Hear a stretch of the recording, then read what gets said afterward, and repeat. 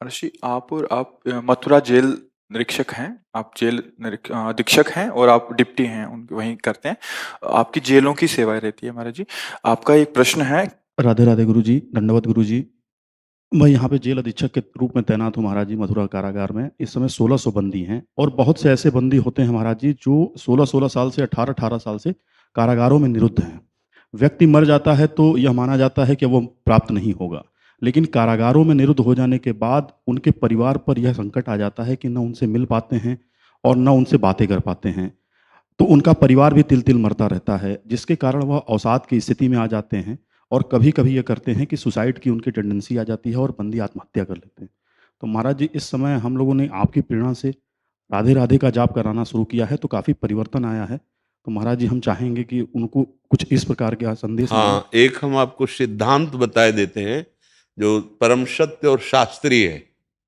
अवश्य में वो भोक्तव्यम कृतम कर्म शुभाशुभम। ऐसा भी हो सकता है कि वो निर्दोष हो, उन्होंने वो कृत्य ना किया हो जिस कृत्य में वो आए हैं, लेकिन सत्य मानिए वो पाप जो उनको दंड नहीं मिला है, वो पाप उनको दंड दे रहा है। एक हम उदाहरण से बताते हैं। एक सामने स्वर्णकार का मकान था और वो बहुत ही छल कपट करके दूसरों को ठगता था और स्वर्ण एकत्रित करता था और कुछ राज कर्मचारियों से मिला हुआ था। जब कभी ऐसी विपत्ति आती तो राज कर्मचारियों के सपोर्ट से वो बच जाता था, तो राज कर्मचारी उनके घर आते जाते थे और वो जहां संपत्ति रखता था राज कर्मचारियों को पता था। एक दिन उनके मन में आया कि ये बहुत छल कपट करता है, अधर्मी है, और इसको मार करके हम ही संपत्ति ले लेते हैं तो क्या फर्क पड़ेगा, क्योंकि अधर्म तो ये करता है, मैं खुद जानता हूं। तो दो राज कर्मचारियों ने उसकी हत्या कर दी और वो बाग से लेकर निकल रहे थे कि सामने वाले घर से एक व्यक्ति, पहले बाथरूम लघुशंका नहीं होते थे, वो लघुशंका के लिए निकला। उसने राज कर्मचारियों को बॉक्स लेते हुए और चेहरे पर भय देखते हुए उसने कहा, हमें लगता है आप कुछ गलत करके आ रहे हैं। तुरंत उसको एकांत ले गए और देखे, इसमें से जो हिस्सा चाहो आप ले सकते हो, पर आप अपनी जबान बंद रखना। उसने कहा, मैं कदापि ऐसा नहीं कर सकता, मैं बड़े अधिकारियों के पास शिकायत करूंगा कि आपने ऐसा ऐसा। तो उन्होंने तत्काल उसको बंदी बनाया और उसके ऊपर रिपोर्ट कर दी कि ये बॉक्स लेकर के चोरी करके जा रहा था, स्वर्णकार का वध कर दिया। बिल्कुल कोई अपराध उसका नहीं। आप देखिए, उसको बंदी बना लिया गया। 10 वर्ष लगते हैं न्यायालय में कभी कभी न्याय करने के लिए। बड़ा उसको कष्ट और दंड भोगना पड़ा।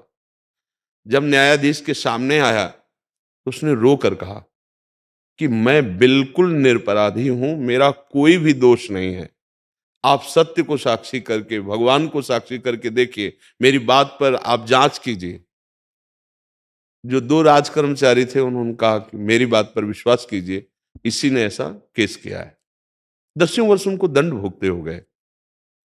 तो एक चाल चली गई कानून विभाग से कि एक जो मृत पुरुष आया था जिसको पोस्टमार्टम करानी थी, ऐसे तो राज कर्मचारियों को कहा, आप उनके साथ जाइए और उस कैदी को भी साथ, कि आप इसकी अंतिम यात्रा में कोई है नहीं तो आप साथ जाइए।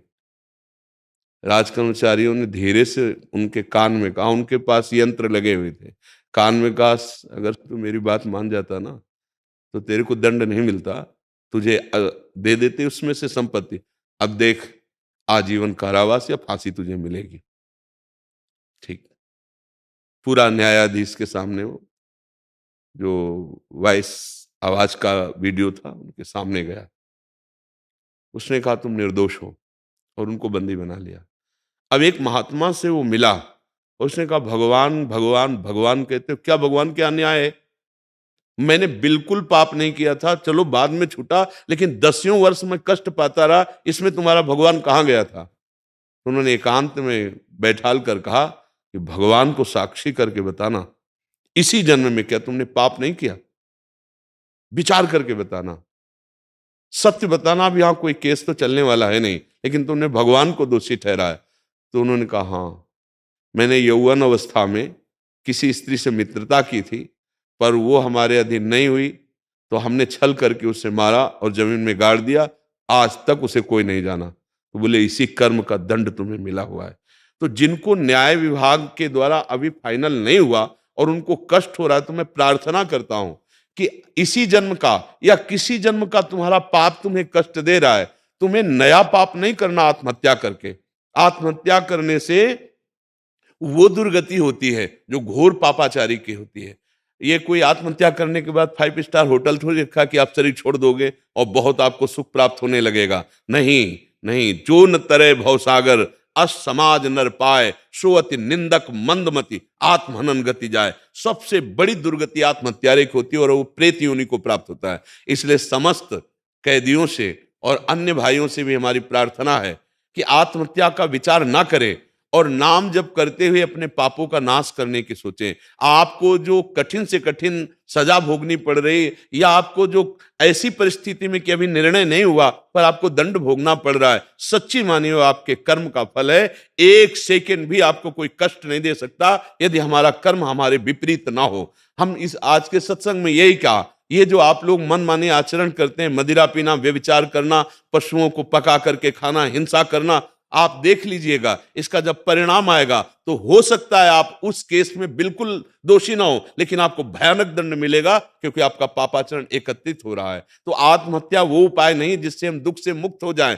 हमारा दुख से मुक्त होने का अवसर ये कि जेल मिली तो क्या हुआ, हम नाम जप करेंगे, भगवान को पुकारेंगे और अच्छे आचरण करते हुए अपने जीवन की श्वासें सच्चिदानंद में व्यतीत करेंगे। जन्म जन्म की बिगड़ी बन जाएगी, जन्म जन्म की बिगड़ी। ये जो आत्महत्या है ये कोई उपाय नहीं है दुख से छूटने का, और किसी को कोसने की जरूरत नहीं है कि हमें ये जो दंड मिल रहा है मैंने पाप नहीं किया। सत्य मानिए वो पाप अवश्य है। जब भीष्म पितामह जैसे महान भागवत को 6 महीने बाणों की सैया पर तो भगवान से पूछ रहे हैं कि मैं कई जन्मों तक देख रहा हूं प्रभु ऐसा कोई पाप नहीं, तो भगवान ने कहा और आगे देखिए, क्योंकि हम लोग अनंत जन्मों से भटक रहे हैं। इसलिए समस्त कैदियों से प्रार्थना है कि आप नाम जप कीजिए, देखिएगा आपका हृदय शीतल हो जाएगा, आप भव बंधन से मुक्त हो जाएंगे। ये तो सांसारिक कैद है, आप भव बंधन से, माया की कैद से मुक्त हो जाएंगे। आपसे गलती हुई है, काम क्रोध लोभ मोह मद मत्सर, इनके द्वारा पापाचरण निश्चित होता है, कोई भी हो, और वो पापाचरण अवश्य में भोक्तव्यम कृतम कर्म शुभाशुभम,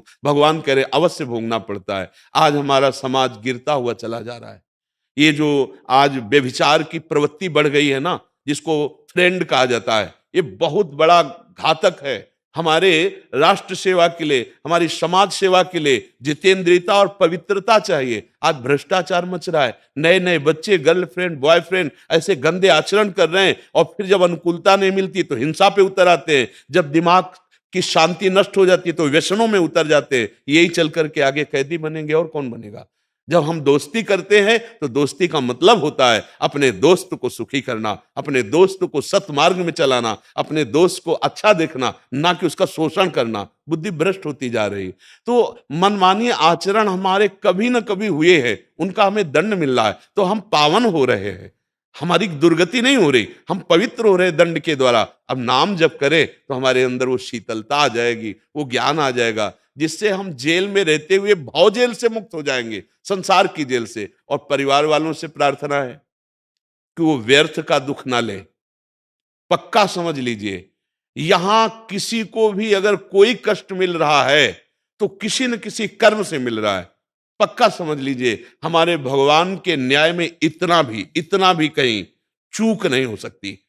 हमारे आचरण ऐसे हुए हैं। अब वो परिवार के सदस्य आरोपित होकर के जो जेल गया है, उससे मोह के कारण वो दुखी हो रहे हैं। मेरी प्रार्थना है आप दुखी मत होइए, आप भी भजन कीजिए और मनाइए उस भजन का फल कि जो जेल में गया है उसको सुख मिले, शांति मिले और वो जल्दी मुक्त हो। अगर इस देह से ना मुक्त हो सके तो भगवान की इस माया से तो मुक्त ही हो जाए। एक परमहंस जी हमें मिले थे, गंगा किनारे भ्रमण किए, तो भ्रमण में बड़े अनुभव होते हैं। जब नई अवस्था हमारी 13-14 की थी तो हमारे अंदर जिज्ञासा थी कि मैं महात्माओं से मिलूं और जानूं कि परमार्थ का वास्तविक स्वरूप क्या है। तो शायद मैं उनसे प्रश्न किया कि स्वामी जी, आप वो करीब 90 वर्ष के थे, बहुत ही दिव्य स्थिति थी उनकी, कि स्वामी जी आपने संसार से क्यों वैराग्य लिया। तो उन्होंने कहा, बेटा मेरी एक दुकान थी कपड़े की, मेरी नई अवस्था थी, बहुत दुकान चलती थी, तो पड़ोस वाले जो दुकान के थे, और उन लोगों ने हमें ईर्ष्यावश एक दिन बहुत पीटा। मैंने सहने की कोशिश की, लेकिन उन लोगों का स्वभाव ही बन गया हमको प्रताड़ना, गाली देना, मारना। उनमें से एक जो प्रधान था, बेटा मैंने निश्चय किया इसका वध करूंगा। बोले ऐसा ही किया। कुछ पैसे की करौली खरीदी, उनके वचन। और जब वो हमें रास्ते में मिला तो मैंने उसे मार दिया जान से। फिर मेरे हृदय में आया कि मैंने अपराध किया है, तो मैं स्वयं चला गया और मुझे बंदी बना लिया गया। और फिर मुझे तन्हाई की सजा मिली। उस समय वो कह रहे थे मुझे तन्हाई की सजा मिली, बहुत कष्टप्रद जीवन। तब हमें ज्ञान हुआ कि अब हमारा जीवन पूरा नष्ट हो गया, किसी काम का ना रहा। हम क्रोधवश सही व्यवहार ना करने के कारण आज बंदी बना लिए गए। हे भगवान, यदि मुझे मुक्त कर दिया जाए तो मैं आजीवन संन्यास लेकर आपका भजन करूंगा। पर इतने कहने से थोड़ी हो जाता है। उन्होंने निश्चय किया आज से मैं जल नहीं पीऊंगा, भोजन नहीं पाऊंगा और निरंतर नाम जप करूंगा। अब चाहे जेल में रहना पड़े या संसार में, भगवान का भजन नहीं छोड़ूंगा। उन्होंने ऐसी बात पकड़ी। अब जब भोजन नहीं, पानी भी नहीं पीना, तो जो अधिकारी जन है वो उनके पास जा, ना वो आंख खोलते, चाहे उनको कोई बूट से मारे, डंडे से मारे, वो स्वयं बता रहे थे ना मैंने आंख खोला, ना मैंने संभाषण किया। तो बड़े अधिकारी आए, उनमें से कोई सज्जन स्वभाव के थे, संत स्वभाव के। तो उनका देखो, इस समय मैं अकेला हूं, आप अपने हृदय की बात बता दीजिए, आप क्या चाह रहे हैं, हो सकता है मैं आपका सहयोग कर सकूं। आंख खोली, उनको लगा जैसे भगवान ही हमें साहस बंधा रहे हैं। आंख खोली और कहा साहब मैंने ही मारा है, पक्का मैं अपराधी हूं, पक्का। पर एक लालसा मेरे हृदय में जागृत हो गई, यदि किसी तरह मैं मुक्त हो जाऊं तो आजीवन संन्यास लेकर भगवान का भजन करूंगा। तो उनका भी तुम्हें झूठ बोलना पड़ेगा, तुम्हें ये कहना पड़ेगा मुझसे जबरदस्ती ये बात कहाई गई है, मैं पूरा सहयोग करूंगा आपका। ऐसा विधान बनाया गया, अभी वो बिना सजा के दंड भोग रहे थे, ऐसा विधान बनाया गया, वो मुक्त हो गए। 90 वर्ष के थे, ब्रह्मबोध संपन्न महापुरुष। ये मार्ग बना। देखो, भगवान का नाम जप, भगवान के प्रति आश्रय। पक्का उन्होंने अपराध किया था, उनको आजीवन कारागार में ही रहना पड़ता, लेकिन भगवान के भजन ने, भगवान की प्रार्थना ने, ऐसा होता है। भगवान करतुम अकर्तुम अन्यथा करतुम सर्व समर्थ है। किसी भी को निराश नहीं होना चाहिए, किसी भी परिस्थिति में निराश नहीं होना चाहिए। भगवान के नाम में अपार सामर्थ्य है, जो भव समुद्र को सुखा दे। नाम लेत भव सिंधु सुखाही, करो विचार सुजन मन माही।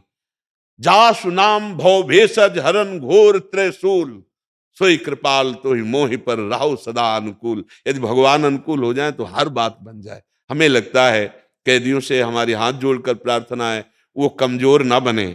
अगर गलती भी हुई है तो उस गलती का जो प्रायश्चित हो रहा है, शारीरिक दंड मिल रहा है, मनमानी अब नहीं कर सकते, और नाम जप कर लीजिए आनंदित हो करके। अगर अपने समय पे शरीर पूरा हुआ तो तुम भगवान को प्राप्त होगे। इस लोक का बिगड़ा हुआ कार्य आपका बन जाएगा। आत्महत्या करने से किसी को भी सुख की प्राप्ति नहीं होती है। घर वाले नाम जप करें, धर्म से चले, और ये शिक्षा लें कि पापाचरण नहीं करना चाहिए, नहीं तो पापाचरण एक करेगा और पूरा परिवार जलेगा। इसलिए पापाचरण, जो धर्म विरुद्ध आचरण है, वो किसी को भी नहीं करना चाहिए। कहीं ना कहीं वो भी सहयोगी है। अच्छा, तो जुआ खेला जा रहा है, 4 लोग खड़े केवल देख रहे हैं, पहला डंडा उनके पीठ पे पड़ता है, देखने वाले वो कहते साहब मैं नहीं खेल रहा, तो यहाँ खड़े क्यों हो। तो हमारा किसी भी तरह से पापाचारी से संयोग होना, वो हमारे दंड का कारण बनता है। इसलिए नाम जप करो, अच्छे आचरण करो, समाज को सुख पहुंचाओ, कभी तुम्हें दुख नहीं मिलेगा। अब जो त्रुटि हो गई उससे पवित्र हो रहे हो आप जेल में, नाम जप करते हुए इस भव समुद्र से मुक्त हो जाओ। मेरी तो यही राह है कि बिना किसी अपराध के हमें कोई दंड नहीं दे सकता। को न काहू के सुख दुख कर दाता, निज कृत कर्म भोग सुन भ्राता। बिल्कुल निश्चित समझिएगा, ठीक है। कोई संशय इसमें जी। पर यह हमें अच्छा लगा कि आप अपने कैदियों से नाम जपवाते हैं। अभी आपने कहा नहीं कि मैं नाम जपवाता हूं।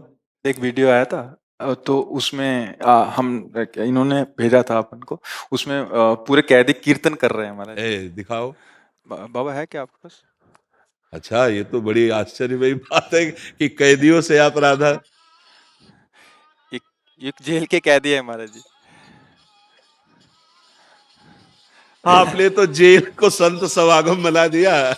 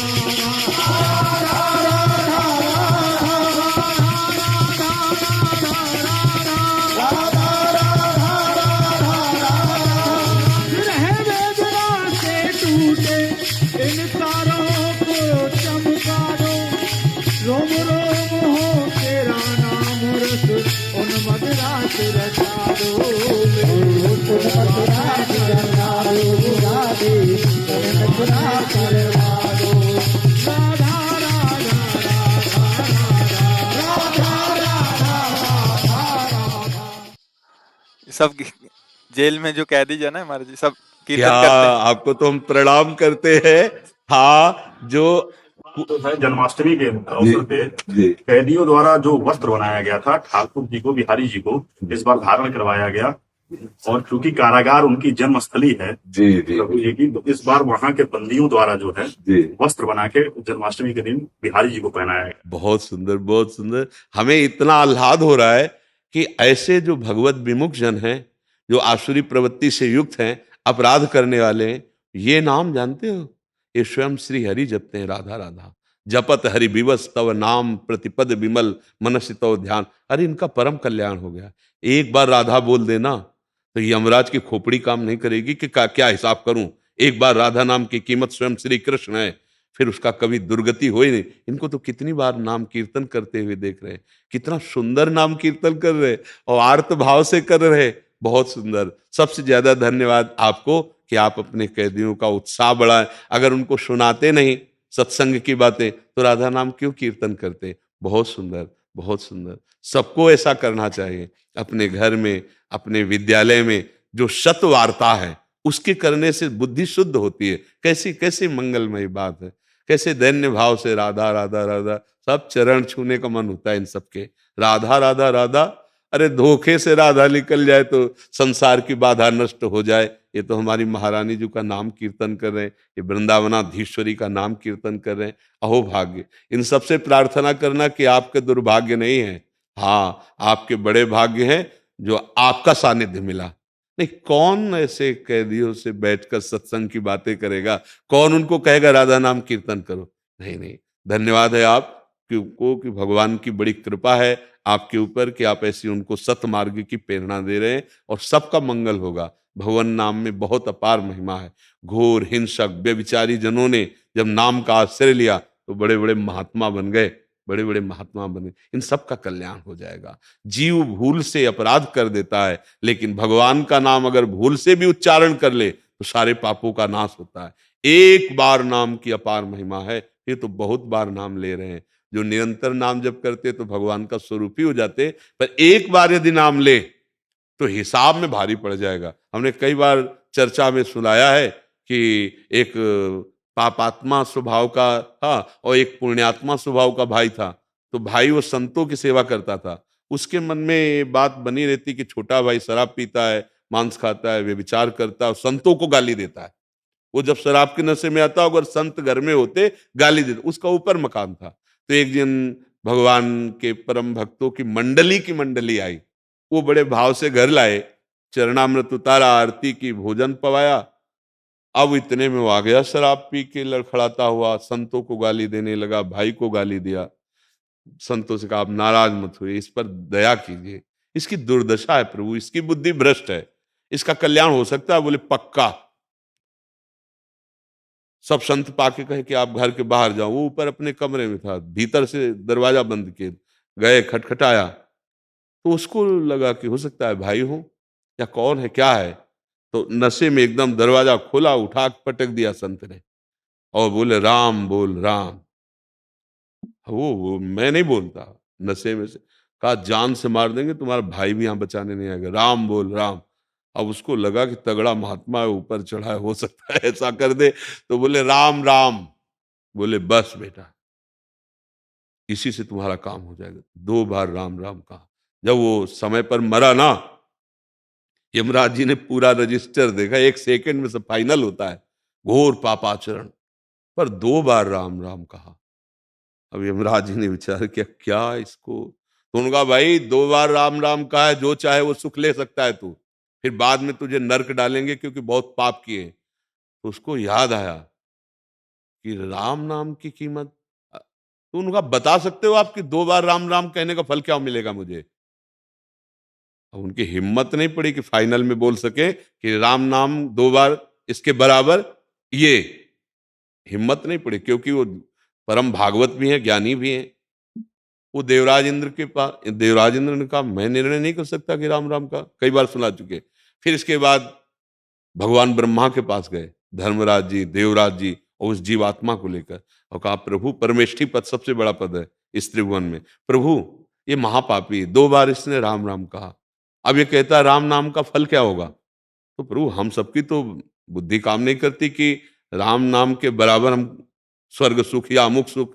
ब्रह्मा जी भी ने कहा कि भगवान के नाम का फल ये तो मैं नहीं बता सकता, ये तो भगवान शंकर बता सकते हो, निरंतर जपते हैं। वहां गए, भगवान शंकर ने कहा राम नाम की महिमा तो मैं बता सकता हूं, उसी से मैं काशी में मोक्ष देता हूं, उसी से रा कह के पी गया और मां कह के बंद कर लिया, कंठ में पूरा हलाहल समुद्र का जहर जो निकला था वो रोके हुए, एक बूंद भी कंठ में, अगर वो घाटी द्वार पे चला जाए ना तो खास खास के देखो कैसा हलाहल विष रोक लिया। नाम, बड़ी नाम की महिमा कही। बोले फल तो नहीं बता सकता, तो बोले फाइनल कैसे हो। बोले राम जी के पास चलो। साकेत धाम गए, उस पापी जीवात्मा को साथ लेके। भगवान ने कहा आज सब बड़े बड़े लोकपाल ईश्वर कोटि के कैसे पधारे। बोले प्रभु समस्या हो गई, ये जीव 2 बार नाम आपका लिया और वैसे पूरे जीवन पाप किया है, अब ये कह रहा है इस नाम का फल क्या है। तो प्रभु हम सब तो नहीं बता पाए, आप बताओ। भगवान ने कहा गोद में बैठा लो हमारी। वो जीवात्मा गोद में बैठा और भगवान ने कहा फल तो हम भी नहीं बता सकते, आप खुद देख लीजिए कि 2 बार नाम लिया तो हमारी गोद में आके बैठ गया। कहूं कहां लगी नाम बढ़ाई और राम न सकई नाम गुण गाई। स्वयं भगवान अपने नाम का फल नहीं बता पाए, और भगवान जिस नाम को जपते हैं वो है राधा। हरि रसना राधा राधा राधा रट, और ये राधा राधा रट रहे, परम कल्याण इनका है। हाँ, कोई निराश ना हो, कर्मों का भोग जो आया है वो हमें पावन करने के लिए आया। अब पापाचरण हो नहीं रहा, पाप का दंड मिल रहा है, हम भोग रहे हैं और नाम ऊपर से जप रहे हैं। अब उन्नति ही उन्नति है, आत्महत्या करने की जरूरत नहीं जी। हमें तो आप बिल्कुल ऐसे कर दिए ना, ये दिखा कर, ये बता करके आप ऐसे कैदियों से नाम जपवाते, हमारा तो हृदय एकदम प्रसन्न हो गया। हाँ, बहुत जी, धन्यवाद धन्यवाद। सुनो, जी महाराज। दोनों को ब्राह्मण वाली श्री जी की प्रसादी लोई उड़ाई और श्री जी का माला प्रसाद दीजिए। और सुनो, जी महाराज। कुछ प्रसाद जो 1 किलो लगभग हो मेवा का जी महाराज। दीजिए, एक कैदियों को दे देंगे जाके कि आपका नाम कीर्तन सुनकर आप प्रसाद आपके लिए आए। ठीक है आपके पास भी महाराज जी होगा। मिठाई कुछ हो और मेवा, मेवा ऐसे जिससे 4-4 दाना ही सही पर सबको दे दे। धन्यवाद। आपका बहुत हृदय से स्वागत है, क्योंकि बहुत बड़ा मंगल कार्य आप नाम कीर्तन जेल में करवा रहे हैं। भगवान आपकी रक्षा करे और आप स्वस्थ होकर के। प्रतिदिन होता है। हाँ, अच्छा, हाँ हाँ, बहुत सुंदर। आप ऐसे ही हमारे समाज को सुख पहुंचाएं। आपकी प्रेरणा है। जी जी, धन्यवाद।